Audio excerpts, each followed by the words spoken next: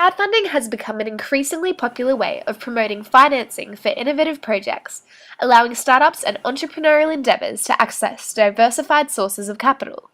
Statistics have shown a stark increase in the amount of businesses and projects using crowdfunding as a key financial source. However, is crowdfunding really all it's cracked up to be? Leah James is a producer who got her big break working on Baz Luhrmann's epic, The Great Gatsby. Acting as an assistant to the executive producer, Leah learnt the ins and outs of film production. She used the skills she developed on set to start her own production company in 2012, Hello There Productions. Hello There have produced 3 short films, and Leah had a mixed experience using crowdfunding for these projects. So my experience with crowdfunding was both positive and negative. In 2012, I launched 2 crowdfunding campaigns for short films, one for a short drama and one for a short comedy. Both of those were extremely successful. We had goals of around 5,000 to 7,000 each, and we managed to raise those in about 15 or 20 days, I think, from memory. But then I launched another campaign in 2013 for a 3rd short film. We had a bit of a higher budget, but we actually didn't get much of a response at all. Crowdfunding is definitely a legitimate method of raising money.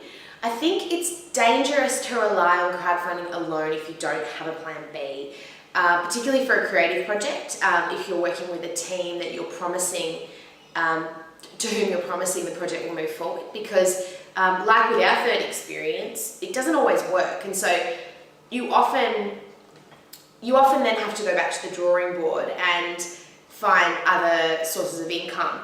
I don't think that crowdfunding is a cop-out, but I do think we need to be careful, because the more prevalent crowdfunding becomes, the more people will get crowdfunding fatigue and not be able to support as many projects. I think a lot of people miss vital elements when they're setting up a crowdfunding campaign.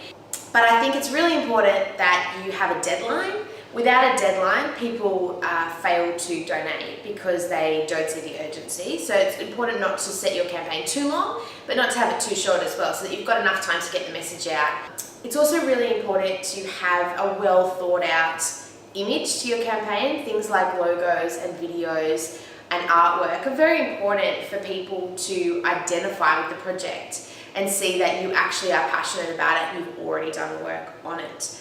Yeah, they're my tips for crowdfunding.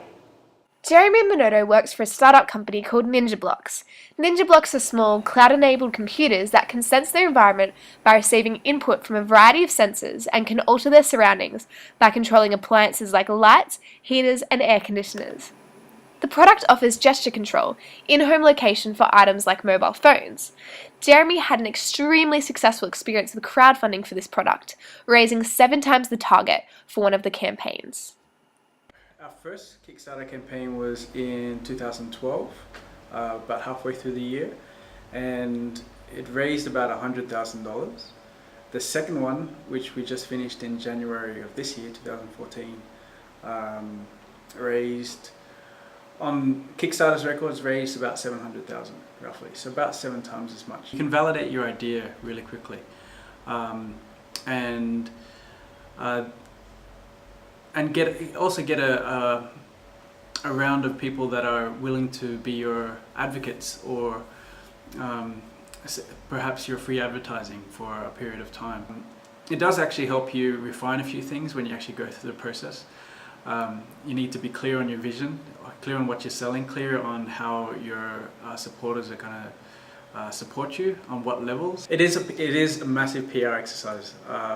From day one, as soon as you hit go on the green button to say launch my crowdfunding campaign, you are pretty much in the public eye of or with your product.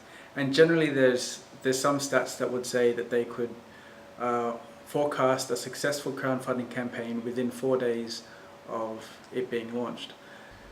I was just completely amazed. I had my doubts at the start, going, oh geez, are we going to be able to do this? But for us,